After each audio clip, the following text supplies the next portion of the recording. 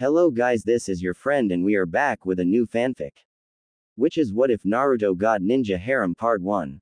And if you enjoy this fanfic then please press the like button and subscribe to my channel for more fanfic like this. And now start the fanfic. The echoing shout resounded throughout the village. Naruto was already out of his door, speeding to the one place he could guarantee he'd taste his beloved noodle-based meal, Ichiraku ramen. As he hove into sight, the Ichiraku stand's shutters slammed up, and the smell that assailed Naruto's nostrils was miso ramen, Ayame style. An extra burst of speed, and the blonde was perched on his usual stool, where a bowl the size of a bird bath waited, steaming in the morning sun. Naruto thanked Ayame, kissing her on the cheek enthusiastically, before digging in with his customary lack of manners, too absorbed with inhaling his breakfast to notice the faint blush that warmed Ayame's cheeks, and finished in record time. Thanks, Ayame nay, I needed that, he said, placing a 10 ryo note on the counter, before adding another 5 1 ryo coins. A little extra, for such good food and prompt service. The boy added cheerfully, strolling in the direction of the mini market, in search of provisions to stock his cupboards with. XOXOXOXOXOXOXOXOXOXOXOXOXO. 1 hour, 27 minutes later. Naruto staggered out of the N-Mart, almost hidden under the weight of several bulging carrier bags. Unable to see where he was headed, he crashed into someone, and only held on to his groceries through sheer determination. Placing the bags down, he turned to see who he'd collided with, and smiled happily at the sight of Hinata Hyuga, and bowed to her, greeting her as politely as he could. Konnichiwa, Hinata-san, he whooped. Great day, isn't it?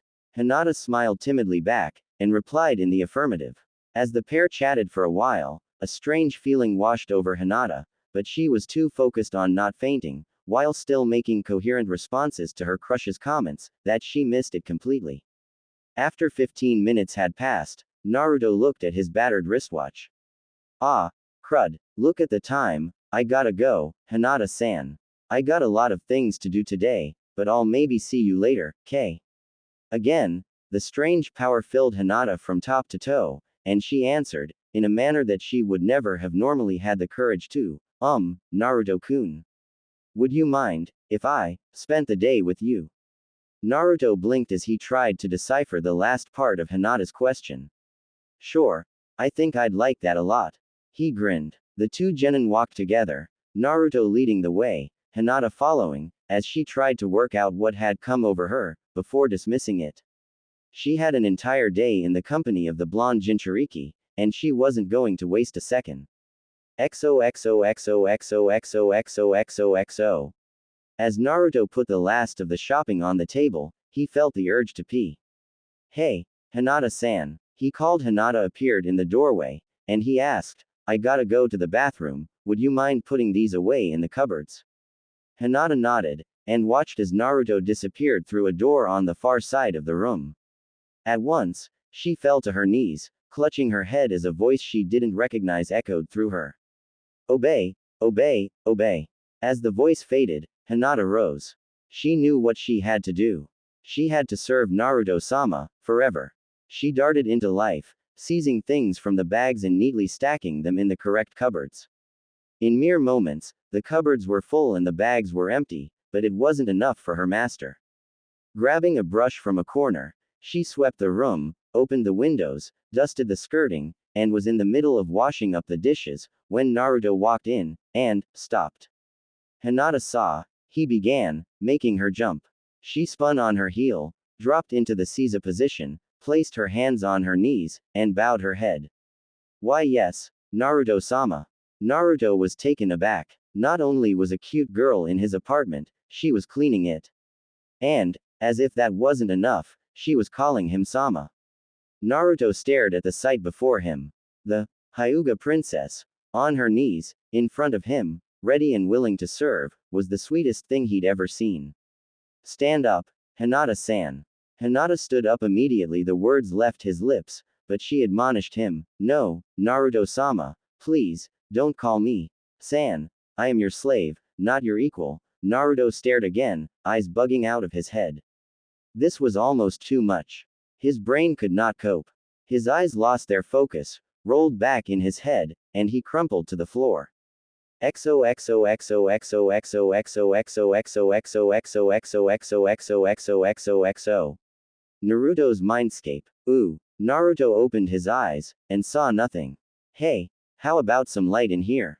He called. Instantly, a warm glow brightened the surrounding area, until Naruto could see he lay in a sewer. Where the hell is this place? I've never been here before, have I? This is no sewer, Kit. This is in fact, your mind. As the deep, rumbling voice quieted, Naruto brought his hands up in a crane-style guard, and called out in challenge, who's there? I'm telling ya, you don't know who you're messing with. The silence stretched, then the other voice returned, chuckling merrily. Hey, I didn't know who I'm messing with. My dear Kit, I know exactly whose body I'm trapped in, thank you very much. Naruto's eyes widened as he took in the sight before him. 2 pointed ears, red fur, 2 glowing red eyes, 1 mouth filled with sharp teeth, 2 forepaws, 2 hind paws, and 1, 2, 3, 9 waving tails. Oh, my Kami. Naruto breathed. The eyes blinked slowly at him, showing mild interest. You're the Kyuubi no Kitsune, the 9-tailed fox. Naruto yelled. Yes, Kit, I am, but listen. I don't mean anyone any harm. If anything, I surrender myself to you. I am trapped in your mind, and you could quite easily defeat me. It's a lot harder for me to even communicate with my host, shall we say. Oh, let me slip into something a little more fitting. As the Kyuubi finished speaking, a haze of light surrounded it. When the light faded, an elderly woman was standing before a bewildered Naruto. Whoops, quavered the old lady. Again, the light. Now, a 6-year-old girl sat on the floor, sucking her thumb. She stopped sucking, and pulled her thumb out with a pop. Darn, once more, she said. The light reappeared a third time, cloaking the child. As it faded, the sight Naruto took in gave him a massive nosebleed. The teenage girl now before him was gorgeous. She had hip-length, dark red hair that flowed like water. She had creamy, pale skin that almost glowed. Her emerald eyes held no sign of malice, instead filled with warmth, love, and fear. Naruto had noticed these attributes, as well as seeing that the Kyuubi had large, D-cup, a pert, round, and long, smooth legs. Her nipples were a pale rose color, and Naruto's thoughts ground to a halt. Lady. He cried hoarsely. The Kyuubi tilted her head on one side, closing her eyes, and smiled, giggling a little. Like what you see, nay, Naru-kun. She said, softly, but still loud enough for him to hear. Naruto staggered upright, and started to shake. What's wrong with me? He wailed. The Kyuubi dashed over to him, and fell to her knees in front of him, her palms flat on the dank floor. Naru-kun, what is it? Did I do something wrong? She whimpered, her bottom lip quivering. Staring down at the penitent girl, Naruto started in fear. You, demon child, me, pain, you, fox, he muttered over and over. Kyuubi's heart filled with sadness, and she threw her arms around the shocked teen, and burst into floods of tears. I'm Su Hoori, Naru Kuun. She blubbered into his shoulder. It's AAALLL my FAAUULLTTT. Naruto's arms folded around the sobbing girl's back. Despite the fact that she was the Kyuubi, she was a crying girl right now, and Naruto never liked seeing anyone upset, even if they were the source of 16 years of pain and humiliation. He rocked the sobbing woman in his arms, and held her until her tears dried. She pulled away, and wiped her eyes, sniffing as she did. Naru-kun, she whispered. Can you ever forgive me? Naruto looked at the being before him, and he didn't see the 9-tailed fox, the destroyer of the leaf. He didn't see an enemy. He saw a fragile, tender-hearted, open, loving girl, about his age, staring up at him with pleading eyes. Leaning over her, he knelt down, and kissed her on the mouth, eliciting a startled squeak from her. Does that answer your question? He said softly, and then yelled as the girl launched herself into his arms, repeating, thank you, thank you, thank you. Knocking him off his feet, and onto his back. Perched on his chest, the girl's legs were slightly parted, giving a stunned Naruto a clear shot down between her thighs. Kyuubi, he spluttered, before she closed her legs, and smiled warmly at him. No, Naru-chan. Call me by my name, Kurama. Kurama, then. Can you explain what's going on? Hinata's been acting strange, calling me her master, do you know why? Kurama sat back, giving Naruto a good look at her tits. As a matter of fact, I do. I'm the cause of the problem. You see, I'm in heat, and my hormones are going to affect the females around you, driving them to fulfill your every desire, in order for you to them. As a result, you are now capable of coming. Still a virgin. I got it from watching my previous host making love a lot, she was a maniac. And one last thing, I offer myself to you, and have transferred a jutsu that a friend of mine invented, called the Rasengan to you. It's easy, once you get the hang of it. Now, I will see you later, I'm sure. Kissing him again, Kurama smiled sadly. Now, it's time for you to wake up, Naruto. Naruto, wake up. Naruto. As Naruto opened his eyes, the first thing he saw was, right in his face. Hinata was kneeling over him, her chest almost slapping him as she tried to shake him into wakefulness. Nada, wa. Uumph. As Naruto opened his eyes and spoke, Hinata's face broke into a huge smile, and she grabbed his head and hugged him, nearly smothering her unfortunate love in her bountiful. As she stroked the back of his head, he stopped wriggling, and she let go enough for him to pull his face out of the marshmallow death pillows and catch his breath. Looking up at the pale eyes of the Hyuga heir, he asked, Hinata. What do you think of me? Hinata's eyes blazed with devotion as she blurted out, Oh, Naruto-sama. I am your willing slave, anything you desire will be yours if it within my power to give. You need only hint at something, and will do it, no matter what it is. Do you have an order for me, master? Naruto fell back, and stared aghast at her, mind whirring. So, what Kurama-chan said was true, he thought, and struggled to his feet supported by his classmate and fell onto his couch, as she knelt before him, clearly expecting something. Oh, tits! Naruto exclaimed. Immediately he said it, he mentally facepalmed. The moment he'd spoken, Hinata had stood, reached down, grabbed the hem of her shirt, and pulled it off, exposing her large C-cups to her stunned master's gaze. With her customary blush in place, she murmured, Is this how you like it, master? Trying in vain to tear his gaze away from the white mountains in front of him, easily within reach, Naruto could not move. Finally, he stuttered, Hinata, put your shirt back on, please. Almost before he finished, the shirt was on, hiding those magnificent from sight once more. Hinata knelt again, bowing her head as she murmured, As you wish, master. I have a request to ask, master, will you permit me to speak? Naruto nodded, and Hinata raised her head, then continued. It is time for me to make my bond oath with you. I will do this with you, if you will allow such an unworthy girl to serve you. Naruto pondered. He could say no, in which case, he would destroy Hinata's spirit causing her to either die or attack him, or say yes, end up with a willing servant, a link to the Hyuga clan, and a skilled ally who would lay down her life to please him. He made his decision. Hinata, I give you permission to speak your oath. The words rolled of his tongue, from somewhere deep in his psyche, and flowed out, setting the room trembling with power beyond comprehension.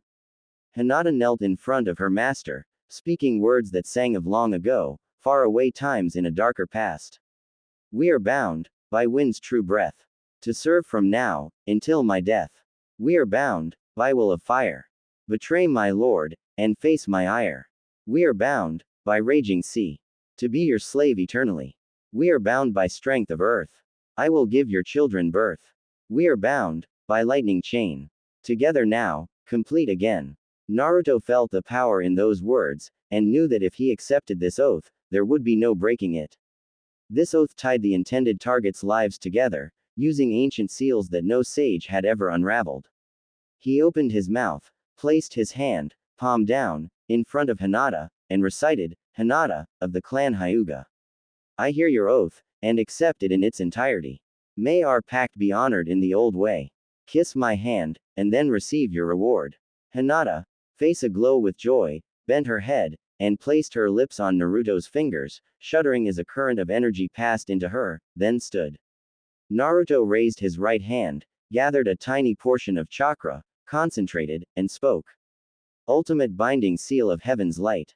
Placing his hand on Hinata's neck, he fed the chakra into her, and watched carefully, as a mark appeared, darkening and becoming clearer. It took the shape of a spiral of words in the ancient tongue, with symbols denoting the 5 elements Hinata had called on, spaced evenly around it. A bolt of lightning, a curled wave, a cloud, a flame, a boulder. The seal complete, Naruto dropped his hand, and his shoulders drooped. Hinata was his now, no longer a scion of the Hyuga.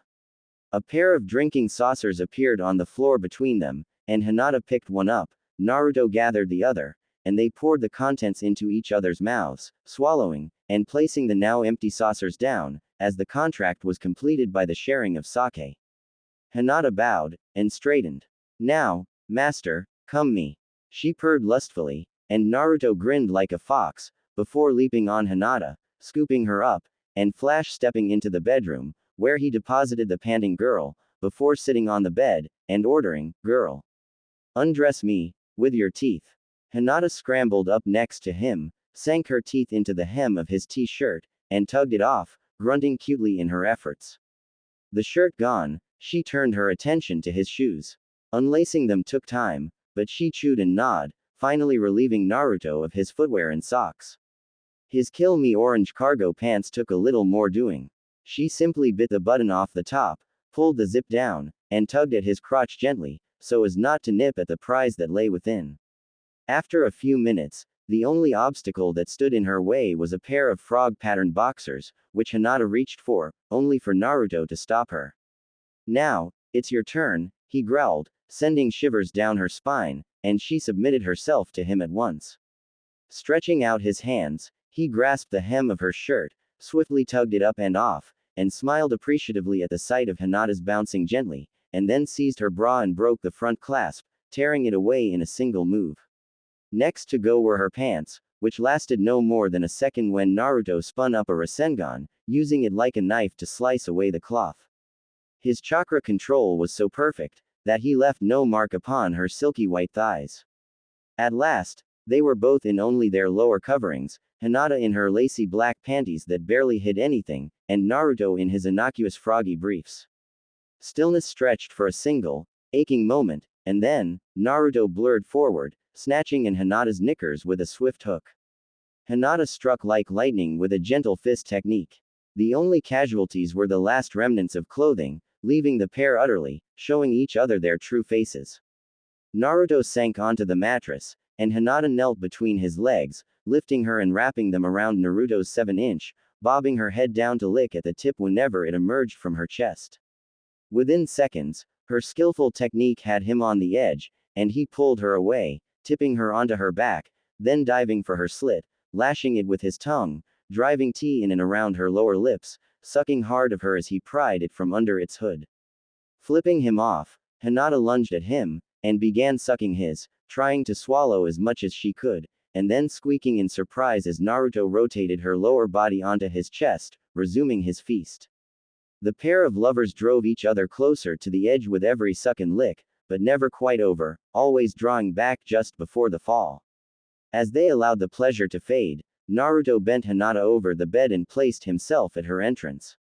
"Ready, Hinata-chan," he panted. Hinata, looking up at him from her position of her back, gasped, "Do it, Naru-kun." With the all-clear given, Naruto Uzumaki drove his hard, raging deep into Hinata's wet, willing cunt. Hinata's head fell back, her mouth gaped, and she screamed like a banshee. "Kia!" Naruto paid no heed to her cries, instead roaring out in a wordless howl of his own, as Hinata's juices sprayed from her snatch, bathing his length in her honey, and he poured shot after shot into her womb, and collapsed on top of her, blindly gumming for one of Hinata's erect nipples. Curling his tongue around one, he drew it in, sucking like a baby, though no milk flowed. Hinata writhed under him, sending waves of pleasure through him, making him harden once more. Slowly, he began pumping his hips, writhing into her once more. "Ha, ha, ha, en Naru-kun," Hinata moaned, more. Keep going, fill me with more of your lust. Naruto kept slamming into Hinata, over and over, using his insane stamina to send her spiraling, with mini orgasm after mini orgasm launching her into the heights of pleasure. As he approached his limits, his thrusts became faster, harder, and deeper, burying himself up to the hilt in Hinata's sopping. With a final plunge, he bellowed, Uzumaki barrage, and fired shot after shot of his hot, sticky, chakra-filled semen into the already overflowing uterus of the Hyuga girl beneath him. Come with me, Hinata. He howled, and her master's order given, Hinata Hyuga exploded, driving a stream of her steaming, warm, clear girlcum arcing across the room, slowing to a trickle as she crumpled onto her side, and falling asleep at once. Naruto laid at her side, stroking her hair, a tender look on his face. Sleep well, Nata-chan, as he joined her in the warm dark of slumber. Come with me, Hinata. He howled, and her master's order given, Hinata Hyuga exploded, driving a stream of her steaming, warm, clear girlcum arcing across the room, slowing to a trickle as she crumpled onto her side, and falling asleep at once. Naruto laid at her side, stroking her hair, a tender look on his face. Sleep well, Nata-chan, as he joined her in the warm dark of slumber. Naruto was too out of it to notice, but, as the two slept, a stream of white smoke, thin and formless, drifted from Hinata's open mouth, floating in the air above her, then drifting over to her master. His slow breaths drew the smoke into his lungs, and it passed into his chakra system, and found its way to the seal on his stomach. Slowly, the seal glowed, and the smoke was absorbed into it, and the seal changed, almost unnoticeably, to start the process of unlocking a bloodline limit that even Kurama knew nothing about. XOXOXOXOXOXOXOXOXOXOXOXOXOXOXOXO. Yawned Naruto, stretching in a leisurely manner, before he rolled over and rubbed his cheek against his pillow. Frowning, he opened his eyes. My pillow doesn't moan, and it doesn't have a fold line in it, he thought before he grinned lecherously. He hadn't sunk into his pillow, but into Hinata's pillows, instead. Hinata mewled cutely as he kept pressing his face into her large mounds, before she opened her eyes and, eep. Na Naruto-sama, she squeaked. Why am I? And, why are you? Naruto gulped nervously. Well, Hinata-chan, he began, you swore an oath to me as your master, offering me your loyalty, love and obedience, and I accepted. You are now my girlfriend, I think, I'm not sure of the right words for what we have now, but, we're together, in any case. Hinata gasped as memories flashed through her mind. Hinata, cleaning Naruto's kitchen. Hinata, swearing the bond oath with Naruto. Hinata, doing that with Naruto. Eep. She squeaked again, but somehow avoided fainting. As she mentally struggled with her new role in life, Naruto strolled out into the kitchen, and started pulling various food items from his now well-stocked cupboards. Exclamations of, huh, and, air, filled the small apartment, as Naruto tried to figure out what the things were, whether they were even edible, and if so, how to cook them. Hinata rose from the bed she'd shared with the foxy young man. Dressed, and followed after him, only to fall on her luscious butt, lolzing her head off at the sight of Naruto, wearing a colander on his head, about half a roll of cling film around one leg, his other foot in a bucket which had somehow been filled with milk, 3 eggs smeared over his chest, spaghetti shards sticking out of the holes in the colander, and about half a kilo of plain flour over his face, neck and, well, the rest of his body. Hinata-chan, he started, looking sheepishly at her, before holding up a courgette. What is this thing? XOXOXOXOXOXOXOXOXOXOXOXOXO. When Hinata had pulled herself together enough to only chuckle at the sight, rather than laugh like she was about to die of the funnies, helped the poor boy into the shower, while she cleaned up the mess and made breakfast, humming cheerfully to herself the whole time. Naruto wanted her, and she was more than happy to be his lil slavey girl. Once the meal she'd cooked was on the table, Hinata activated her Byakugan to see if Naruto was ready to eat, and blushed crimson as she caught an image of him pulling a fresh pair of boxers up his legs, and hiding his manhood, but not before she'd gotten a good eyeful of it. As he strolled into the kitchen,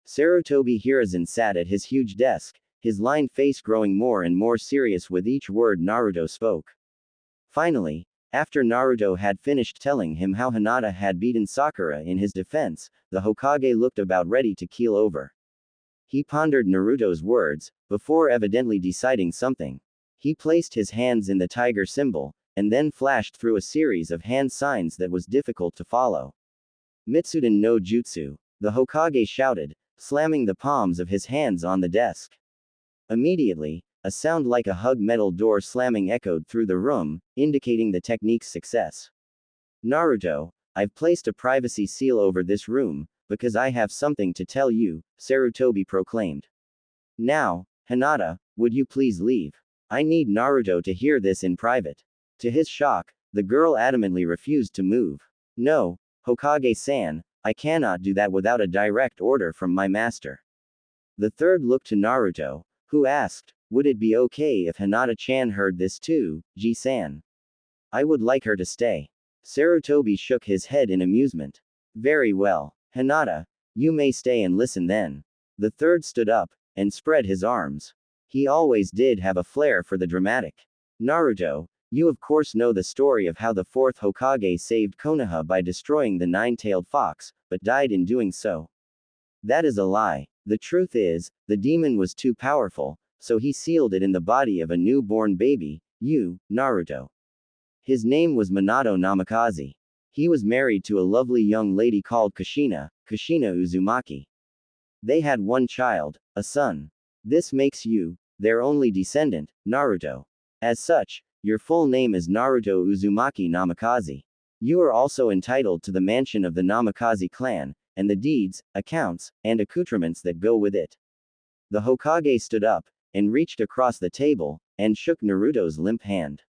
Congratulations, Naruto. You are now an exceedingly wealthy young man. XOXOXOXOXOXOXOXOXOXOXOXOXOXOXOXO. Naruto stood in the garden of his new home, the Namikaze clan compound. Staring around him at the place he could now call his own, Hinata at his side, holding his arm tightly. All this time, and I never knew that I had this, and now, I have someone to share it with, he murmured, and Hinata squeezed him a little more. They shared a loving kiss, while the Hokage looked away, muttering, get a room, you two. Naruto heard, broke the kiss, and smirked. Jealous, old man. The Hokage grinned back, at the youngster, and ruffled his hair. Not in the slightest. I'm just happy you've found someone special to you. Sarutobi nodded. Also, I have another gift for you. He clicked his fingers, and a shadowy figure dropped from a nearby plum tree, landing in a crouch at the third's feet. This is Hubby, one of the Anbu Corps, and now your guardian and bodyguard. She will guard your property, you, and anyone who comes to live here. Although, if you fill this place up a bit, I'll have to see about giving you a few more as well. Hubby bowed to Naruto, before reaching up, pulling off the snake-patterned mask, and grinning. Hey, Gaki. Naruto's eyes widened, his face lit up, and he hugged the Anbu operative. Anko Ne-chan. Woohoo. Naruto held Anko close, looking up about an inch into her indigo eyes. Heias, Ne-chan. He grinned, and Anko smiled, genuinely pleased to see the blonde ball of energy, and hugged him tighter. Hey yourself, kiddo. And wow, you've grown one, soon you'll be taller than me, she said with a fake sad face, before giggling as Naruto tickled her under her ribcage. It was one of her few weaknesses, but Anko was extremely ticklish in a certain spot under her ribs, and Naruto knew exactly where to wiggle his fingers. Street stop that, Naru-chan, the Tokubetsu Jonin felt as Naruto tickled without mercy. Haha, nope, he smirked. Then Hinata, who'd been looking on jealously, fell upon Naruto and started worming her fingers into his sides, making him forget Anko's torture and start rolling around on the lawn, kicking and yelling playfully, as Hinata kept up the punishment. After 20 minutes of petting Naruto, Hinata felt that she'd established her place as Naruto's alpha slave, so she let him up, and grinned triumphantly at the purple-haired girl. Anko stuck her tongue out at her. Naruto caught his breath, and then asked, Anko-ne, can you show us where the kitchen is? You'll need to be sitting down for what I have to tell you. XOXOXOXOXOXOXOXOXOXOXOXOXOXOXOXOXO. You did what? Anko shrieked loudly enough to break one of the sound seals put up by the third before he left. As the jutsu unraveled, Anko slumped in her chair, heart breaking inside. Damn, I should have made my move during the Chunin exams. Now he's the master of that little Hyuga princess, and I'm completely out of the picture. Steeling herself, she took a deep breath, and then asked, "So, how many slaves do you plan on keeping, Naruto?" Naruto's face fell into a contemplative mood, and he said, I really have no idea, but I hope at least a few, maybe 3 or 4. Anko nodded, then stood and stretched, pushing out her chest noticeably. If I can't win Naruto's heart, I can damn well show him what he's missing, she thought, noting with satisfaction that his eyes were glued to her. As she turned and started rummaging through cupboards, she felt eyes on her. As she pulled a wok from a shelf, she turned to the wood-burning stove and made a tiger hand sign. Fire style. Fire spit jutsu. Anko called, then hawked a flaming loogie straight into the stove, lighting the stove neatly. As the flames rose, she poured oil into the pan and diced chicken fillets, then slid them into the pan with crushed garlic and ginger, and kept the heat on while a shadow clone sliced carrots, peppers, mushrooms, courgettes in a second clone heated water for noodles with a fire breath jutsu. As the chicken and vegetables flash fried, Anko focused her chakra to her feet and speed boosted round the room, setting 3 places at the table, then draining the noodles the moment they were done.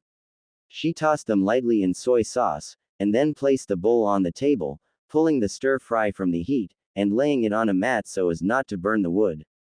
Well, dig in, Anko offered, and the 2 hungry teens filled their plates, and with a chorus of "Itadakimasu," the 3 set to work demolishing the good food. Sitting back, Naruto picked his teeth, and stood up, carrying his plate. What are you doing, Naruto-sama? Hinata asked. Tidying up, the confused blonde answered. She shook her head. No, as your slave, the cleaning is my privilege, so, please, sit and relax. Anko snickered at Hinata's use of sama, and Naruto blinked owlishly at her. What's so funny, Anko ne? He yawned. Anko's heart swelled as he made the cutest little sleepy noise, and she scooped him up and carried him on her back to the master bedroom, gently laying him on the 4-poster, then lying down and curling up next to him, spooning his back, leaving his chest for Hinata. XOXOXOXOXOXOXOXOXOXOXOXO. A few hours later, Anko awoke, to find Naruto smiling at her. Sleep well, Anko ne? He purred. She stretched, and yawned. Oh, yeah, this bed is great, I could sleep here forever. Naruto's eyes glinted. Oh, really? It seems that you have designs on my bed, Ne-chan. Well, seeing as I have an offer for you, you might soon be spending a lot more time in it. What do you mean? Anko asked, nervous anticipation flooding through her body. Naruto's eyes crinkled at the corners as he smiled. Will you join my harem as one of my girlfriends, Anko-chan? I promise I'll treat you good, and you won't have to worry about going on missions to support us. After all, I am the son of the 4th Hokage, and you were released into my service. I believe that gives me the option to grant permission to allow you to take assignments. So, Wadea say, Anko's eyes widened, and she started crying. She threw her arms around Naruto's neck, and the blonde ninja had only one thought in his head: stop Anko crying. He gently shook her off, stood up, and strode to the staircase, calling out, follow me, if you wish to be one of my clan. And Anko stood, and, as if in a trance, she moved after the boy like the wake of a boat. He led her down the stairs, and instead of turning right, which would have taken the pair to the kitchen, he headed left, and along a sloping passage, took another left turn, and stopped. Anko caught up, and saw why he'd come to a halt. The passage terminated in a dead end. She turned to go back, but Naruto clasped his hands in the ram seal, and channeled a drop of chakra. Kai. Anko stared in amazement as the wall at the end of the corridor grated, shook, and slid seamlessly into the floor, leaving a hidden way open to them. Following the hall, Naruto seemed distant, as if he was concentrating hard. After a short walk, the passage met a large, natural cavern with a perfectly smooth stone floor.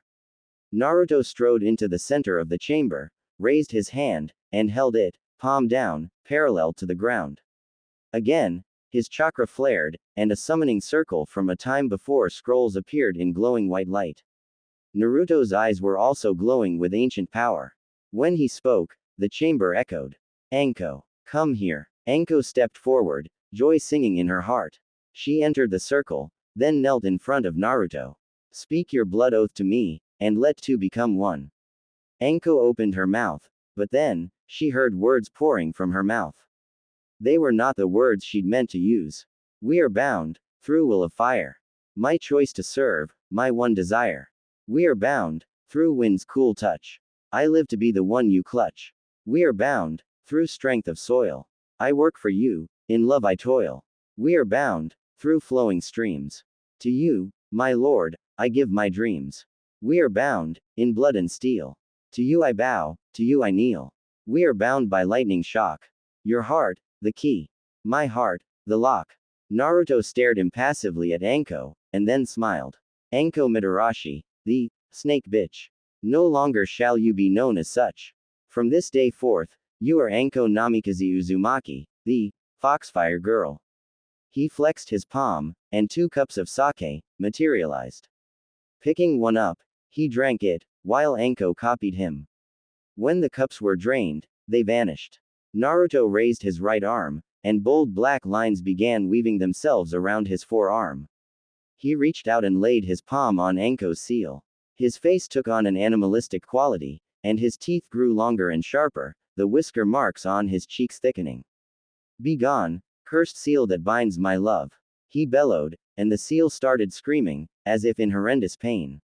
Anko felt the psych shock of Orochimaru's failed sigil break into shards, and knew, for the first time in a long time, that she was finally free of his influence. With a faint sigh, she collapsed sideways, into Naruto's waiting arms, and welcomed the darkness. Yua, sitting up, Anko winced as pain lanced through her shoulder, then faded. She looked around, and noted that she was now back in the bed she'd shared with Naruto, and the blonde himself was dozing in a chair nearby, looking rumpled and dirty. She stretched her leg out and poked him in the side, smiling as he twitched, then he woke. Wah, Anko nay. You woke up. Oh, phew. Anko started at his delighted whooping, and then asked, Sue, how long was I out? About 3 days, Naruto said. We had to get the Hokage in to check on you, but it was just chakra exhaustion, so you should be fine, once you've had something to eat. Anko nodded, then swiveled her legs, sitting on the side of the bed, then stood. Mildly surprised, she watched as a trickle of blood ran down Naruto's lip, and then he wiped it away. Looking down, Anko Mita no Namikaze Uzumaki was as the day she was born. Her long, smooth legs were firm and silky. Her tanned skin was clear of any blemishes, and glowed with good health. Rounded hips and a tight, pert butt that swayed when she took a step. A flat, toned belly and slim shoulders. Slender, strong arms with dainty hands. Pianist's fingers. Firm, round that did not sag, tipped with centimeter radius areolae, centered with dusky pink nipples that could make a baby scream for its mama. Anko's blue-black hair was wildly spiked, and her hazel eyes were sleepy, but they widened as she saw her body. Naru-kun, she purred. Why yes, Anko nay. The Jinchuriki gulped. Why am I, young man? She murmured. Be because why you needed to sleep, and that mesh bead body glove wasn't suitable. Naruto stuttered. I was gonna get some night clothes, but I've been sleeping a lot. Doing that blood oath used most of my chakra, as well as all of yours. I then used even more of my reserves to remove Orochimaru's cursed seal of heaven. Anko froze. So, you truly did destroy that scaly bastard's hold on me, that means more to me than I can ever repay.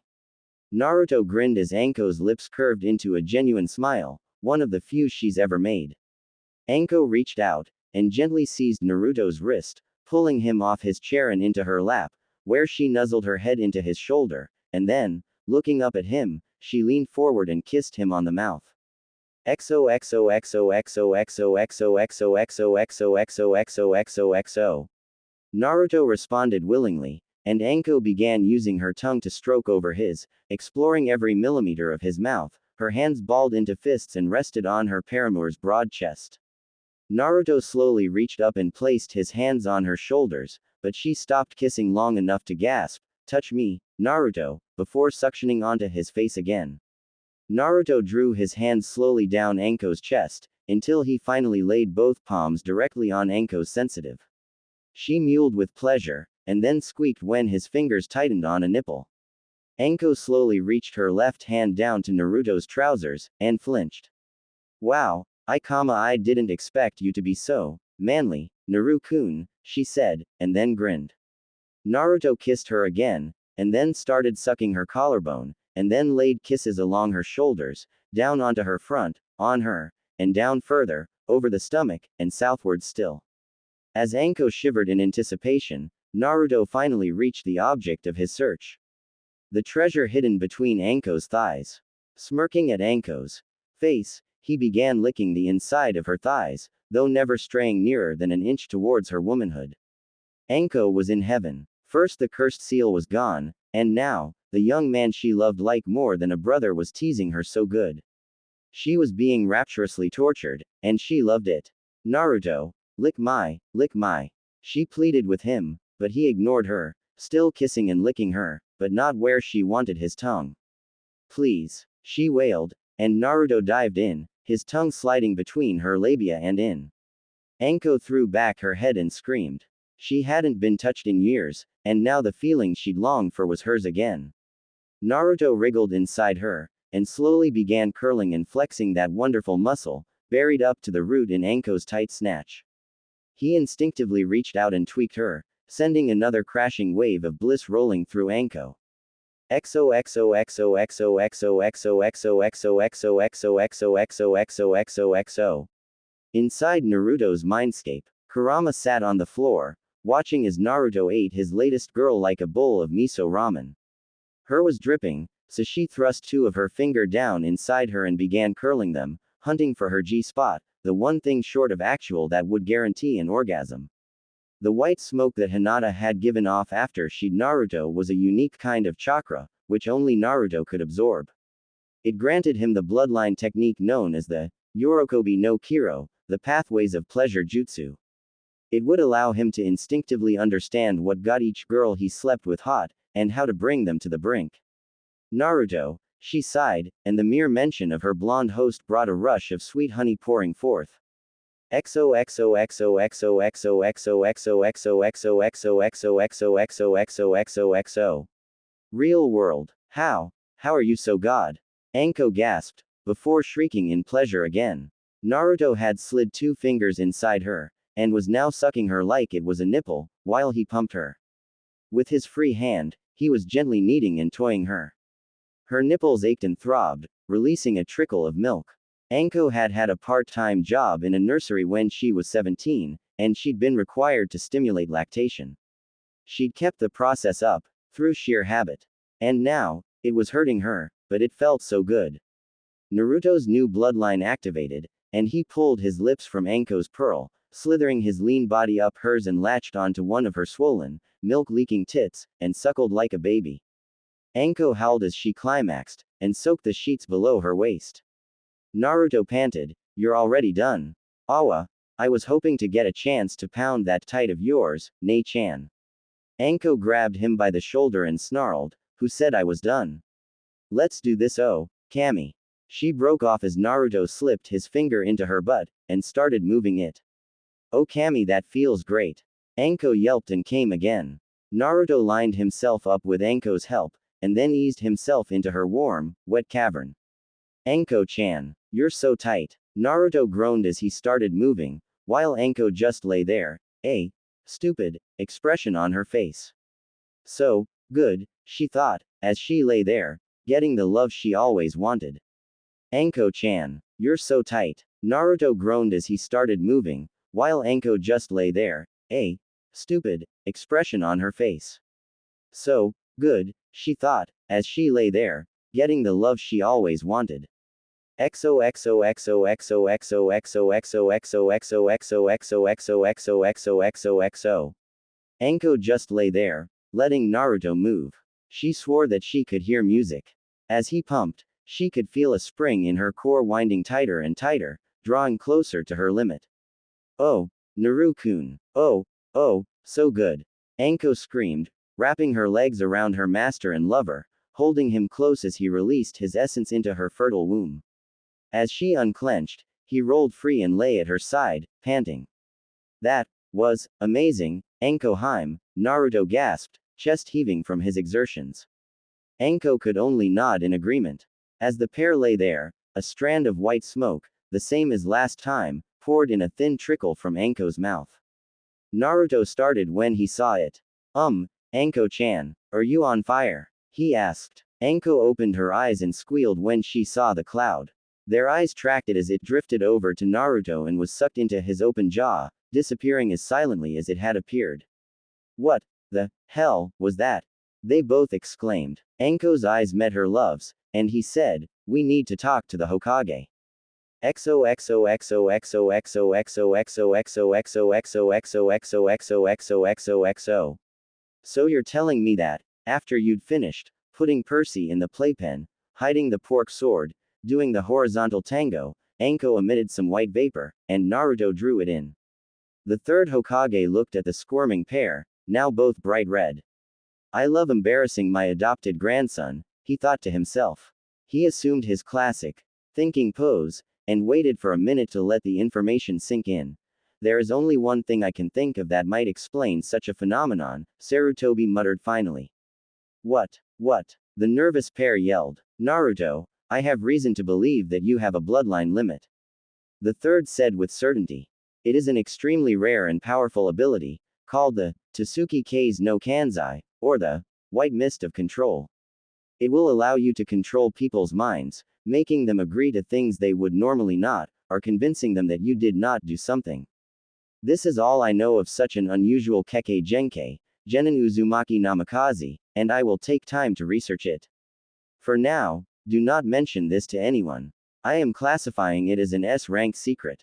XOXOXOXOXOXOXOXOXOXOXOXOXOXOXOXOXO. Naruto. Hinata called, as she hadn't seen either her master or Anko anywhere. The last she'd seen of them was when those two had gone to bed. Hinata had masturbated furiously to the screams and moans from her master's room. She shook her head rapidly. Now was not the time to get caught up in fantasy. She had to find him. As she hurried down the main stairs, she saw the front door open, and Anko came in, supporting a limp Naruto. Quote exclamation mark quote. She screamed, and ran to his side. Hina-chan, he sighed, I need some time to myself, would you let me be for an hour or two? I have a lot to think about. She had agreed, and Naruto had disappeared out of the back door and away. He was still nearby, but his exact location was hard to discern. 4 hours and 15 minutes later, Anko and Hinata were walking through the extensive gardens, seemingly peaceful, but worry seethed in their hearts.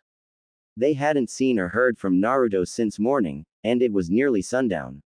As they rounded the corner, Anko spotted an orange-red light spilling from an open doorway, accompanied by the sound of metal on metal.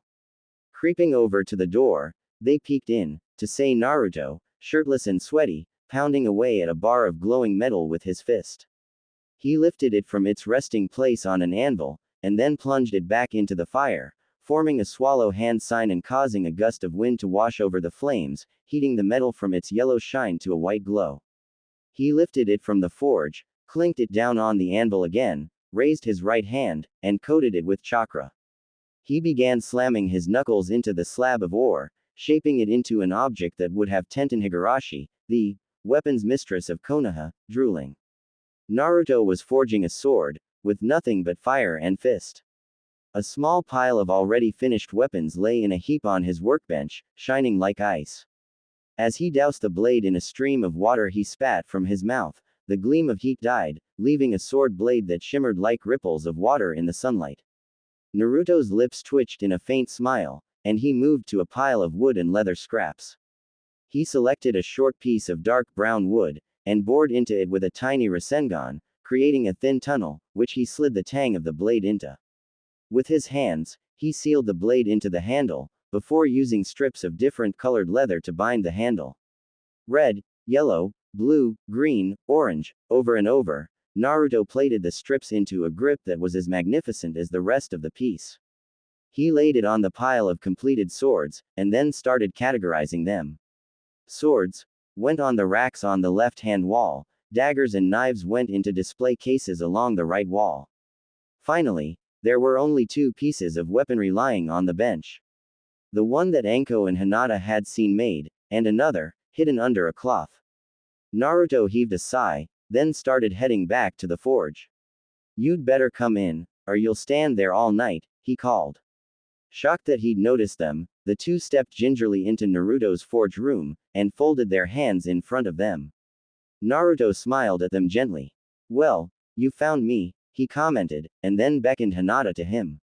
She stepped up, and he picked up the sword he'd been making when they'd seen him first. "This is the Akahime no Konoha, the Red Princess of the Leaf. She is yours, and will come to you when you call. She is a fine sword, and will adjust to you over time." Handing Hinata a matching leathern saya, he picked up the item on the bench, covered in a white cloth. Striding over to Anko, he handed to her in the formal offering, 2 hands holding it out. When she took it, the fabric fell away to reveal a sword forged from black metal, which sucked all other light in. The edge was slightly curved, but still resembled Hinata's, except for the blade, which was a wave-edged blade, rippled like the sea. "This is the Kurohime no Konoha, the Black Princess of the Leaf. She is yours, and will come to you when you call. This is a sword unlike any other, for if you channel a little chakra," he nodded to Anko, "the blade will change to match your skills." As Anko channeled a drop of her chakra into the hilt, the blade turned into a snake, made of silver metal with rubies for eyes. Hinata copied Anko, and the blade changed to resemble a Chinese dragon, forged from living gold, with diamonds for the eyes. As the pair gasped with shock and delight at their gifts, Naruto hugged them both and whispered, "These swords are unique, and cannot be replicated. I forged them from orichalcum, the steel of the kami, which is nigh on indestructible. Watch." He picked up a poker and swung it viciously at Anko, who blocked instinctively. When they collided, the poker was cut in 2, leaving the sword unharmed, not even a scratch. Dropping the poker end, he bowed to them. "These are gifts, to thank you and honor you for your acceptance of me." The 2 girls glomped him, and he fell over, landing in a barrel of water, surfacing with his hair draped over his eyes, before bursting into peals of laughter. Naruto fished himself out of the water but, "Okay, girls," he yawned, "it's been a long day, and I'm knackered. Shall we go to bed together?" Nodding, Anko and Hinata latched on to an arm each, and dragged him up to the master bedroom, before changing. Hinata was wearing a sheer nightgown of peach silk, and Anko wore nothing, as usual. Naruto's eyes widened, and he spread his arms out to either side, and the 2 women curled up beside their loving master boyfriend. "This is just nice," Naruto mused sleepily, before his eyelids closed, and the trio drifted off, exhausted by their busy day. XOXOXOXOXOXOXOXOXOXOXOXOXOXOXOXOXOXO. Yawn. Naruto woke up slowly. He wasn't really a morning person, but even he could sense something was amiss. "Mornin' Anko-chan," he mumbled. "Mornin', Nada-chan, mornin' Kurama-chan, wait, Kurama-chan." The 3 girls shot upright as he shouted, and the 9 fox-tailed, furry-eared redhead fell off the end of the bed, squeaking in shock. "Hey, that scared me," she whined, before freezing. Naru-kun, why are you in the mindscape this early?" Naruto blinked. I'm not," he said lamely. Kurama squealed, and the alarm clock shattered. "I'm out here, and you're out here, so that means, you and me, we can be together." Kurama babbled at high speed, and then threw herself onto Naruto and squeezed him tight, twisting her tails together and draping them all over the bed. Naruto hugged her back, laughing happily. "Guys, this is Kurama-chan, she's my friend, and I hope you'll be friends with her too," he shouted. Anko and Hinata sweat dropped at the blonde ninja's antics, before staring at their new guest. 9 tails, Anko tailed off, looking shell-shocked. "Fox ears, added Hinata. Naruto. Get away. She's dangerous. They yelled, drawing kunai from nowhere. Nata-chan, Anko-chan, put those kunai away. Naruto lunged between the two girls, standing between them and a cowering Kurama, flinging his arms out to the sides, but too late. The kunai were already in motion, and they hit the young genin. Hinata's kunai plunged into his left thigh, Anko's pierced his right lung. Naruto! Kurama screamed, and lunged to catch him before he hit the ground. Anko and Hinata froze, staring at the damage they'd inflicted on the poor boy in front of them, now cradled in the arms of the yokai fox, who eased the knives from their wounds, laid them on the bead, then held her palms out, and poured healing chakra into the injured Naruto, sealing the wounds, fixing the torn muscle and tissue, repairing the skin, until no trace of pain was left. Naruto heaved a deep breath, and sat up, before being flattened by Kurama again. Oh, Naru-kun, you're alright. She sobbed, and then let go, wiping her eyes with her forearm. Naruto slid off the bed, and stepped close to Anko. Crack. He slapped her across the cheek, hard. Crack. Hinata received the same treatment, and they sat down, blinking away tears and rubbing their stinging cheeks. Naruto-sama. Hinata stammered, eyes glistening ad dewy. Anko just stared reproachfully at him, and his glare softened. I'm sorry, you too, but I need you to listen to me, and trust my judgment.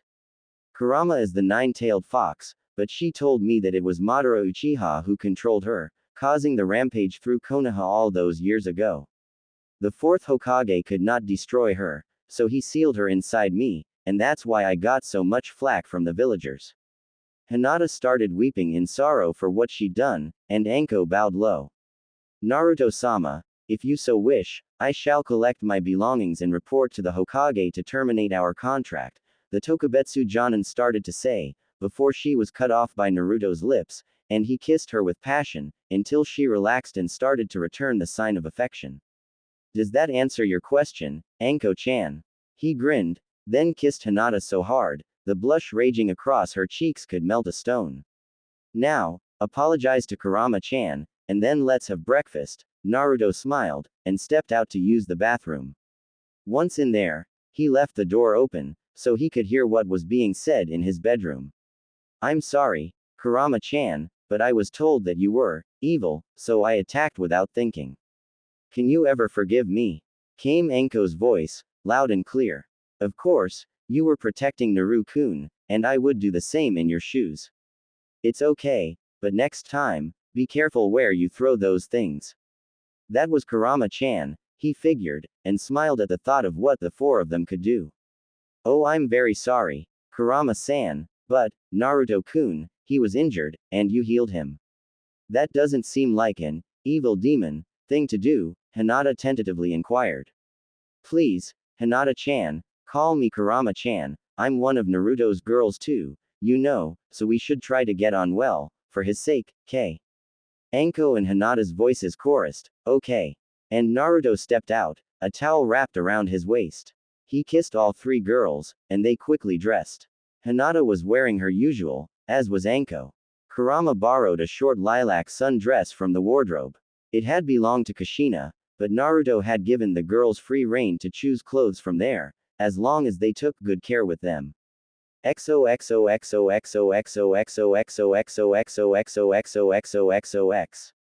Time skip. 3 hours. Naruto was strolling through the main street, smiling to himself. He'd taken the chance to go for a walk, and promised to be back for lunch. After grabbing Gama-chan, his wallet, he'd stepped out to do a little shopping. He'd been forging a lot last night, so he needed to replenish his stock of ores, leather strips, and anthracite. Noticing a shop with a sword hanging above the door, he ducked through the curtains and stared in wonder at the sight of a well-maintained, spotless room filled wall to wall with weapons of every imaginable kind. Swords, knives, double blades, pole arms, and other things that Naruto couldn't even recognize filled racks, display cases, and shelves. Turning in a slow 360, and yelled, Yar RGGHH. He'd come face to face with a frightening suit of samurai armor, and had jumped badly. Hearing the commotion, a young girl with brown hair, tied in two panda ear-like buns came through a door that had escaped his notice. Hi, welcome to the Sword of Damocles, can I help you? Naruto stopped hopping about, and turned, before grinning from ear to ear. Tenten, how are ya? What are you doing here? Are you buying something too? Tenten smiled shyly. No, I own this shop. My dad bought a second property a while ago, but couldn't hire anyone to run it. I volunteered, and he gave me the store. Naruto's eyes bugged out of his skull, and he yelled, that is so awesome. Oh, yeah, I could use your help, Higurashi-san. Tenten laughed. Oh, please. I haven't been called by my surname in forever, just Tenten, thanks. Now, what do you need? Naruto pulled a list out of his pocket, and consulted it briefly. I need leather strips, in various colors, 8 kilos. Mahogany or other similar hardwood, 4 kilos, shaped like a cylinder, cut into 10-inch pieces. Anthracite, fine grade, half a ton, and as much orichalcum as you've got, please. Tenten's jaw dropped. Was she hearing what she thought she was hearing? All that. What are you doing with all of that? Forging weapons, Naruto replied casually. I moved into my own estate the other day, and I found a fully equipped forge, and discovered a talent for the art of metal work. He reached into a pocket. Oh, while I'm here, would you mind appraising one of my pieces? I made this yesterday, and I wondered what you think. After all, you are Konoha's mistress of all things sharp and pointy. Tenten agreed, and Naruto pulled out a storage scroll. He opened it and retrieved a cloth-wrapped bundle, which he handed to her. When she unwrapped it, Tenten had something similar to both a heart attack and an orgasm. In her hands was the most beautiful sword she'd ever seen. It was a broadsword, with a perfectly straight blade, forged from orichalcum, with a handle of teak and rosewood. The grip was carefully wrought from a single piece of electrum, and gems were inlaid in the hilt and sheath. The pommel stone was a single black stone, cut into an oval. A black diamond. Tenten's mind went blank. She had made a bet with her father. If she met someone who was better at forging than she was, she would date him. In a shaking voice, Tenten asked, how long did it take to make this? Naruto though briefly, then answered, oh, about an hour. Say, want to keep it? It's your if you do. Tenten almost fainted. A sword like this was worth well over 200 million ryo, and he was offering it to her as if it was a slice of cake. She laid it down on the counter, and drew a shaking breath. Naruto-san, she asked tentatively. Hi, Tenten-chan, the blonde replied, his head on one side. Will you, go out with me? I promise I'll be a good girlfriend, and now I know how skilled you are at forging, there's no other man I want in my life. Please, say you'll be my boyfriend. Tenten knelt in front of the blonde, and clasped her hands, as if in supplication. Tears of hope and fear of rejection shone in her hazel eyes, and she shook with nerves as she waited for his answer. Naruto pursed his lips and folded his arms. I have one question for you, he said. Tenten looked at him, and nodded. Do you have any problems in sharing me?